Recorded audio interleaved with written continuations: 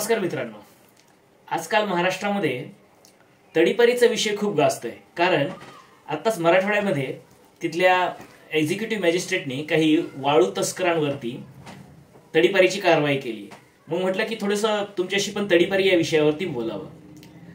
तर Bombay police ऍक्टच्या section 56 मध्ये तडीपारी आणि त्या संदर्भातले नियम सांगितलेले आहेत. तर सगळ्यात पहिल्यांदा आपण जाणून घेऊया की तडीपार करणं म्हणजे नेमकं काय असतं. एखाद्या व्यक्तीला एका पर्टिक्युलर एरियामधून काही कालावधीसाठी यायला मज्जाव करणं, तिथे यायला प्रतिबंध घालणं, याला तडीपारी असं म्हणतात. आता तडीपार करण्याचे अधिकार एखाद्याला आहेत, तर ते अधिकार हे एक्झिक्युटिव्ह मॅजिस्ट्रेटला असतात. आणि ते पण कोणते, जे प्रांताधिकारी असतात त्यांच्याकडे एक्झिक्युटिव्ह मॅजिस्ट्रेटचे अधिकार असतात, जिल्हाधिकाऱ्यांकडेही असतात. आणि पोलीस खात्यातलेही काही अधिकारी जे की DYSP आणि त्यांच्यावरचे म्हणजे ऍडिशनल SP असतील किंवा सुप्रिंटेंडेंट ऑफ पोलीस असतील, आणि ते जर कमिशनर झोन जिथे असतो तिथे DYSP चे इक्विव्हॅलंट अधिकारी असतात, असिस्टंट कमिशनर ऑफ पोलीस, त्यानंतर DCP, आणि त्यानंतर मग त्यांच्यावरचे जे अधिकारी आहेत, या सगळ्या अधिकाऱ्यांकडे एखाद्या व्यक्तीला तडीपारीची नोटीस काढणं आणि त्याला तडीपार करण्याचे अधिकार असतात. पण एक गोष्ट नीट लक्षात घ्या की कोर्ट कधीही कुणाला तडीपार करण्याची ऑर्डर्स काढत नाही.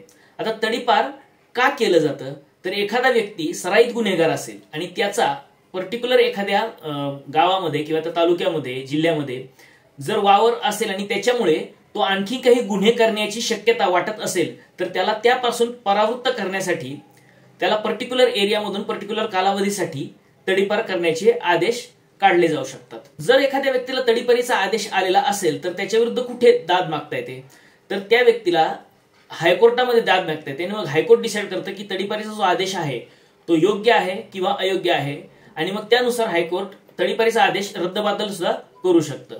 आता एखाद्या व्यक्तीला तडीपार केलं तर कुठून तडीपार केलं जाऊ शकतं, त्या व्यक्तीला एक किंवा अनेक गावं त्याच्यामधून तडीपार केलं जाऊ शकतं, एक किंवा अधिक तालुक्यांमधून तडीपार केलं जाऊ शकतं, एक किंवा अधिक जिल्ह्यांमधून तडीपार केलं जाऊ शकतं, किंवा एक किंवा अधिक शहरांमधून पण तडीपार केलं जाऊ शकतं. परंतु कोणत्याही व्यक्तीला राज्याच्या बाहेर तडीपार करण्याचे आदेश काढले जाऊ शकत नाही.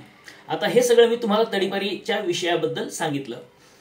परंतु अमित शहा यांच्या नावामागे नेहमी तडीपार तडीपार असं त्यांना बोललं जातं, ते तडीपार होते अशी टीका केली जाते. परंतु अमित शहाच्या केसमध्ये नेमकं काय घडलं होतं, ते खरंच तडीपार होते का, तर ते या छोट्याशा व्हिडिओमध्ये मी तुम्हाला सांगण्याचा प्रयत्न करणार आहे. तर अमित शहा हे गुजरातचे गृहमंत्री होते, आणि ते गृहमंत्री असताना अर्थातच पोलीस खातं सगळं त्यांच्या ताब्यात असतं गृहमंत्र्यांच्या. तर सोराबुद्दीन नावाचा एक गुजरातमधला खूप मोठा माफिया गुंड होता, आणि तो गुजरातमधून महाराष्ट्रात यायला निघाला होता. बहुतेक ती महाराष्ट्र ST महामंडळाचीच ती बस होती. ती बस सांगलीला येणार होती, आणि त्या बसला गुजरात पोलिसांना टिप मिळाली की या बसमध्ये सोराबुद्दीन आहे, म्हणून ती बस गुजरात आणि महाराष्ट्राच्या बॉर्डरवरती गुजरात पोलिसांनी अडवली. त्यामध्ये सोराबुद्दीन आणि त्याची पत्नी बसलेली होती. सोराबुद्दीनला तिथेच पकडून नेण्यात आलं, आणि त्यानंतर त्या सोराबुद्दीन हा जो आहे गुंड तो एन्काउंटर मध्ये मारला गेला होता. पण त्याची जी पत्नी होती तिने मग हायकोर्टामध्ये याचिका करून सांगितलं की माझ्या नवऱ्याला पोलिसांनी मारलेलं आहे, हा काही एन्काउंटर जेन्युइन नाही, तो फेक एन्काउंटर आहे. तर ही केस खूप गाजली. त्यावेळेस मनमोहन सिंग यांचं केंद्रात सरकार होतं, आणि ही केस नंतर पुढे CBIला ट्रान्सफर करण्यात आली. CBIने इन्व्हेस्टिगेशन चालू केलं, आणि CBIने त्यामध्ये पोलीस डिपार्टमेंटचा जो हेड म्हणजे रिपोर्टिंग अथॉरिटी जी असते ती गृहमंत्री असते, आणि गृहमंत्री त्यावेळी अमित शहा होते गुजरातचे. तर अमित शहांना सुद्धा या केसमध्ये अटक करण्यात आलेली होती. त्यावेळी अमित शहा यांनी राजीनामा पण दिला होता गृहमंत्री पदाचा. आणि अटक केल्याच्या नंतर त्यांनी नंतर जो जामिनासाठी अर्ज केला, तर गुजरात हायकोर्टाने अमित शहा यांचा जो जामीन आहे तो मंजूर केला होता. परंतु जसा ही जामिनाची ऑर्डर झाली, त्याचबरोबर दुसऱ्याच दिवशी CBIनं सर्वोच्च न्यायालयात या ऑर्डरला चॅलेंज केलं, आणि असं सांगितलं की अमित शहा हे जे आहेत हे गुजरातमधले खूप पॉवरफुल पॉलिटिकल लीडर आहेत, आणि ते गृहमंत्री राहून गेलेले आहेत, आणि सरकारही त्यांचंच आहे.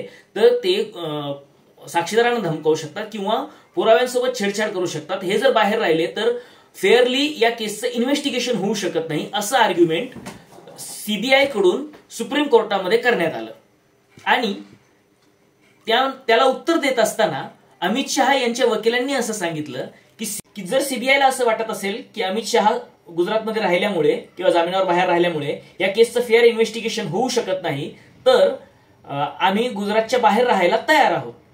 आता हे आर्ग्युमेंट कोर्टासमोर गेल्यानंतर सुप्रीम कोर्ट म्हणालं की ठीक आहे, मग गुजरातच्या हायकोर्टाने जो निर्णय दिलेला आहे जामिनाचा तो आम्ही तसाच ठेवतो, फक्त बेलमध्ये एक कंडिशन, जामिनाची एक कंडिशन ठेवतो, ती अशी की अमित शहा यांनी जोपर्यंत या केसचं इन्व्हेस्टिगेशन आणि याची ट्रायल पूर्ण होत नाही तोपर्यंत त्यांनी गुजरातच्या बाहेर राहावं, एवढा फक्त आदेश सुप्रीम कोर्टाने केला होता. आणि हा आदेश तडीपारीचा नाही, तर हा आदेश कंडिशनल बेल ज्याला म्हटलं जातं, सशर्त जामीन, म्हणजे जामीन देताना बऱ्याचदा कोर्ट असं ऑर्डर करत असतं की तुम्ही अमक्या पोलीस स्टेशनला जाऊन हजेरीला या आठवड्यातून 1 दिवस, किंवा व्हिक्टीम अशा ठिकाणी राहत आहे तर त्याच्यापासून 5 किलोमीटरच्या दायऱ्यामध्ये तुम्ही जायचं नाही, अशा प्रकारच्या काही कंडिशन्स असतात. तर त्या कंडिशन्स पैकीच अशी एक कंडिशन की तुम्ही गुजरातमध्ये राहू नका जोपर्यंत ट्रायल पूर्ण होत नाही, म्हणून अमित शहाना गुजरातच्या बाहेर राहावं लागलं होतं. अमित शहा हे तडीपार नव्हेत. आता ज्याला कायद्याचं नॉलेज आहे ते लोक अमित शहा यांना कधीही तडीपार म्हणणार नाहीत.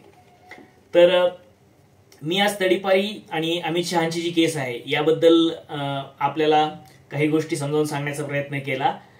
जर आशा करतो की ही गोष्ट आपल्याला समजली असेल आणि शेवटी एकच, कायद्यात राहाल तर फायद्यात राहाल. धन्यवाद.